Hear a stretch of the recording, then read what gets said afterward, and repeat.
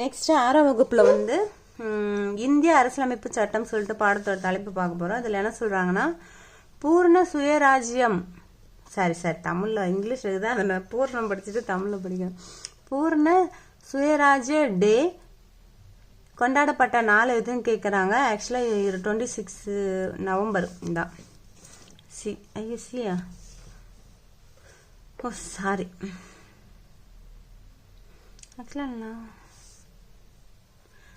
1930 ஜனவரி 26 சொல்றாங்க. Okay, next இந்திய அரசியலமைப்பு நிர்ணய மன்றம் டேஷ் உறுப்பினர்களை கொண்டது சொல்றாங்க. ஆன்சர் வந்து எத்தனை உறுப்பினர்கள் கொண்டதுன்னா 389 உறுப்பினர்கள் கொண்டது. பாகிஸ்தான் இந்தியா பிரிவதுக்கு முன்னாடி. ஓகே, இந்திய அரசியலமைப்பு சட்டத்தின் தந்தை யாருன்னு கேட்குறாங்க. ஆன்சர் வந்து அம்பேத்கர். அரசமைப்பு தினம் வந்து நவம்பர் 26. இது எனக்கு அதான் இதான் டவுட்டாக இருக்குது. ஆக்சுவலாக வந்து பூர்ண சுயராஜ்யம் வந்து நவம்பர் 26 1930 தான் வந்திருக்கும். ஆனால் இங்கே ஜனவரின்னு இருக்குது. 1 செகண்ட். பூர்ண சுயராஜ்யம் நடந்த ஆண்டு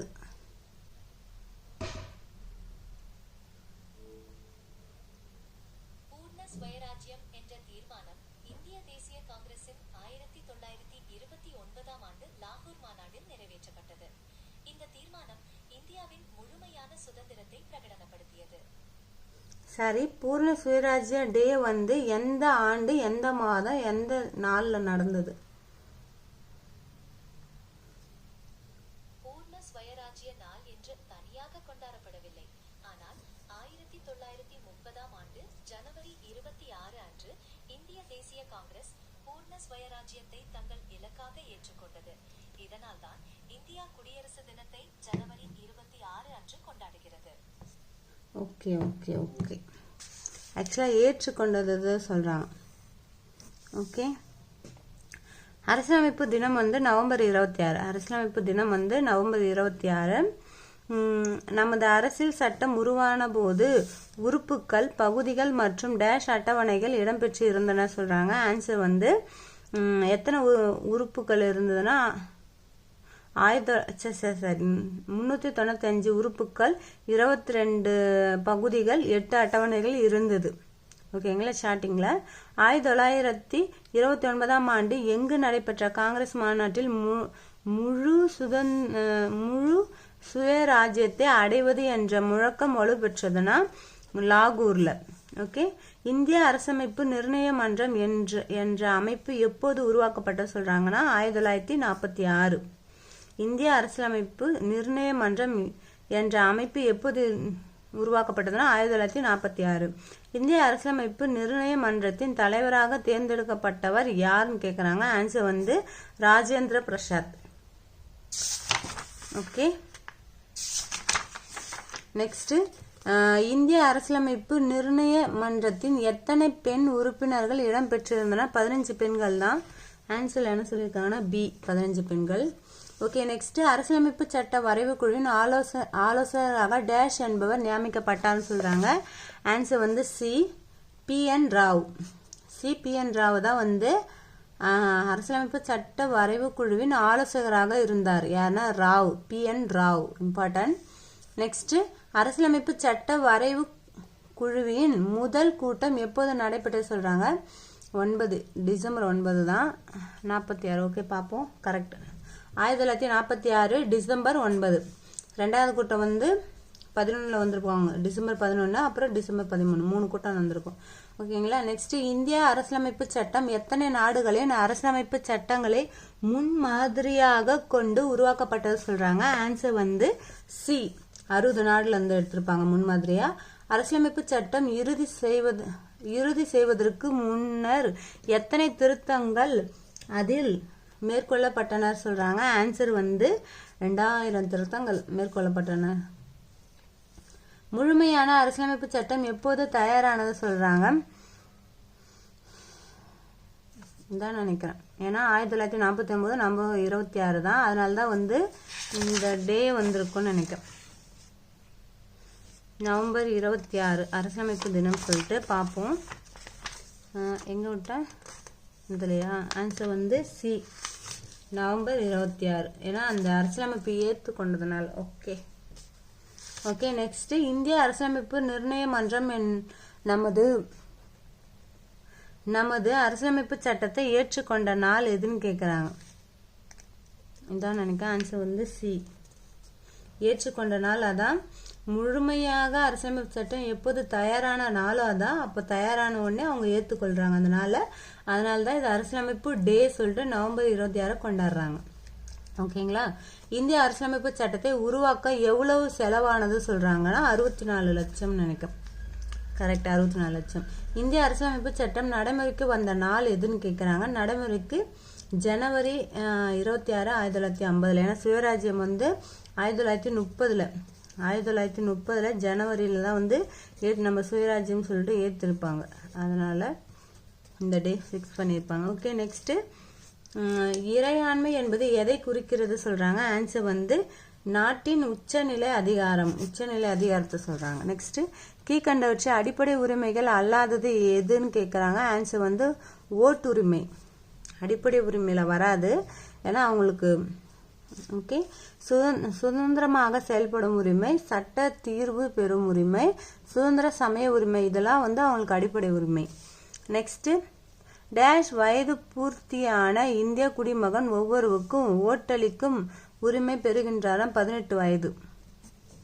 கீழ்கண்டவற்றை அடிப்படை கடமைகள் அல்லாதது எதுன்னு கேட்குறாங்க. ஆன்சர் டி சொல்றாங்க. என்னன்னு பார்ப்போம். தனது குழந்தைகளுக்கு கல்வி வாய்ப்புகளை 5 to 10 வயது தருவது சொல்றாங்க. கிடையாது, 6 வயதுக்கு மேற்பட்ட குழந்தைகள் வரும். ஆர்டிகல்ஸ் வந்து 21(a) சொல்லியிருப்பாங்க. கட்டாயம். ஐயோ சாரி இதில் ஆக்சுவலாக என்ன சொல்லியிருக்காங்கன்னா அடிப்படை கடமைகள் அல்லாதது எதுன்னு கேட்குறாங்க. ஏன்னா இது ஆர்டிகல்ஸ் 21(a) 6 வயதுக்கு மேல இருக்க குழந்தை எல்லாருக்குமே கட்டாயம் வந்து கல்வி கற்க வேண்டும் சொல்லிட்டு அடிப்படை உரிமையில சேர்க்கப்பட்டிருப்பாங்க. அதனால இது வந்து அடிப்படை கடமையில வராது. ஏன்னா அடிப்படை உரிமை வந்து கம்பல்சரி செய்யணும். அடிப்படை கடமை வந்து ஜஸ்ட் ஆர்டர், அவங்களுக்கு விருப்பம் இருந்தா மட்டும் செஞ்சுக்கலாம். இப்ப இந்த அடிப்படை கடமையில 3 சரியான கூற்று என்ன கொடுத்துருக்காங்கன்னு பார்ப்போம். சாதி, மதம், மொழி, இனம், எல்லை கடந்த அனைத்து சகோதரர்களும் மனப்பான்மையுடனும் இருப்பது சொல்றாங்க. சரி. வன்முறைகளை தவிர்த்து அரசு சொத்துக்களை பாதுகாக்க வேண்டும் சொல்றாங்க. சரி. நமது பழம்பெருமை மிக்க பாரம்பரியத்தை காப்பாத்துது சொல்றாங்க. ஓகே நெக்ஸ்ட், நமது அரசியல் சட்டம் உருவான போது எத்தனை அட்டவணைகள் இடம்பெற்றிருந்தன. அரசியல் 8 அட்டவணை இருந்தது, ஆனா இப்போ வந்து 12 அட்டவணை இருக்கு. நெக்ஸ்ட், கீழ்கண்டவற்றை அரசியலமைப்பு சட்ட வரைவு குழுவில் இடம்பெறாதவர் யாருன்னு கேக்குறாங்க. ஜவஹர்லால் நேரு தான் இடம்பெற்றிருக்க மாட்டார். ஆக்சுவலா என் கோபாலசாமி, என் முனிஷி, மாதவராவ். ஆக்சுவலா ஆன்சர் கரெக்ட், ஜவஹர்லால் நேரு தான். நெக்ஸ்ட், நமது அரசியல் சட்டத்தை உருவாக்கிய முதன்மை வடிவமைப்பாளராக கருதப்படுவர் யாருன்னு கேட்குறாங்க. ஆன்சர் வந்து அம்பேத்கர்.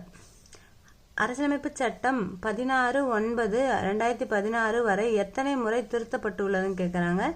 ஆன்சர் வந்து 101 முறை. 2016ஆம் ஆண்டு வரைக்கும் எவ்வளவு சொல்றாங்கன்னா 101 முறை சொல்றாங்க. ஆனா இப்ப 106க்கு மேல போயிடுச்சு.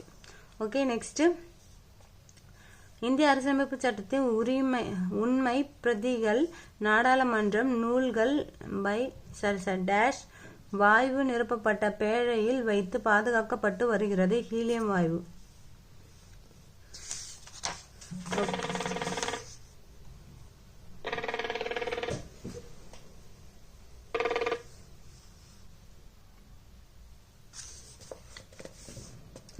நெக்ஸ்ட் பொறுத்துக்களை எல்லாம் சொல்றாங்கன்னா டி ஆன்சரு. இந்திய அரசியலமைப்பு தினம் நவம்பர் 26. கரெக்ட். அனைவருக்கும் கல்வி உரிமை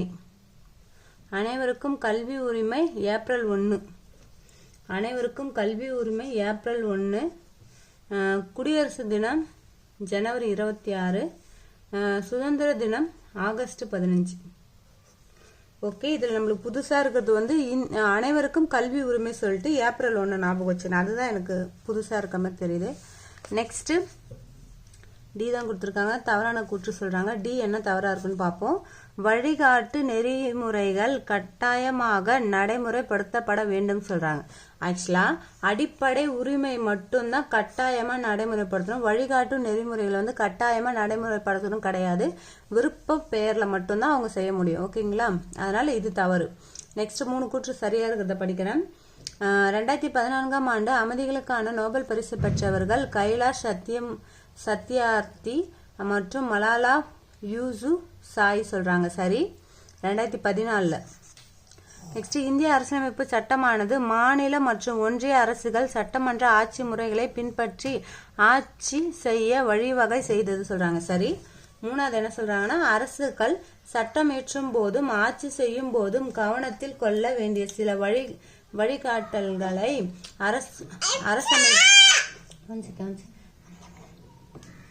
என்ன சொல்றாங்கன்னா, அரசியலமைப்பு சட்டம் வழங்கி உள்ளது. இவை வழிகாட்டு நெறிமுறைகள் எனப்படும். ஆக்சுவலா வந்து இப்ப தற்போது எத்தனை முறை வந்து பிரசன்ட்ல வந்து திருத்திருக்காங்கன்னு சொல்லியிருக்காங்க. அரசியலமைப்பு சட்ட திருத்தம் வந்து 104 சொல்லியிருக்காங்க. ஆனா நீங்க செக் பண்ணிக்கங்க, இப்ப பிரசன்ட்ல எவ்வளவு இருக்குன்னு சொல்லிட்டு நீங்க செக் பண்ணிக்கங்க. இது புக் வந்து நான் 4-5 வருஷத்துக்கு முன்னாடி வாங்கினது. ஓகே, ஆக்சுவலா ஒரு 3 இயர்ஸ் முன்னாடி வாங்கியிருந்தது. ஓகேங்களா? நெக்ஸ்ட் அரசியலமைப்பு நிர்ணய சபையின் தற்காலிக தலைவரான சச்சிதானந்தர். ஓகே, தேங்க்யூ, பாய் பாய்.